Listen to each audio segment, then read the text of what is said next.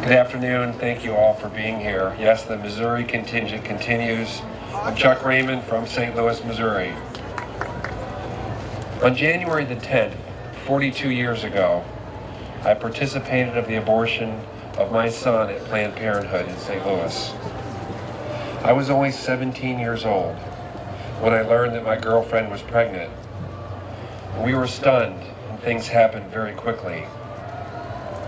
I should have been responsible enough to know better. I should have been responsible enough to protect my unborn son and the mother of my child from a horrible, misguided, and irreversible choice. Today, I would do anything and give up anything to have that choice back, to have had the courage to say no. Instead, I said nothing. I was afraid, timid, ashamed, and silent. I'll never forget that cold day.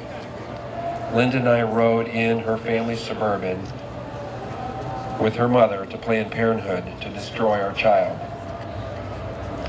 The drab clinic was filled with downcast and solemn people.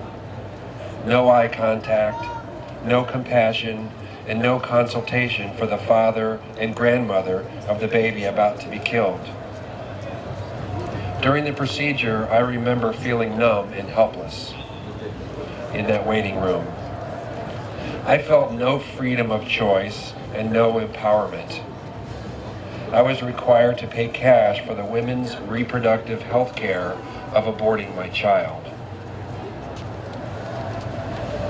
After we left the abortion mill, there was a deafening silence about that day. It was not spoken of again. Amazingly, God blessed us with marriage 5 years later.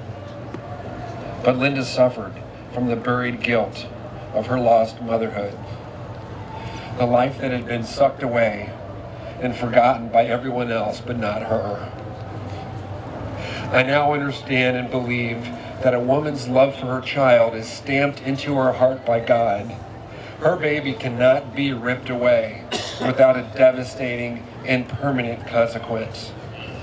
That wound is forever. Planned Parenthood, that was not health care, nor a reproductive right. In God's mercy, we found repentance and reconciliation 14 years ago through the amazing retreat weekend called Rachel's Vineyard. I know you've been hearing about that. And we were able to begin to forgive ourselves. The pain of my lost fatherhood remains with me every day. But I want to speak to the men. I know you're out there. There is help and healing available. Today, through God's grace, through His unimaginable forgiveness and mercy, I live with joy and peace. And that is why I can be silent no more. Thank you for being here.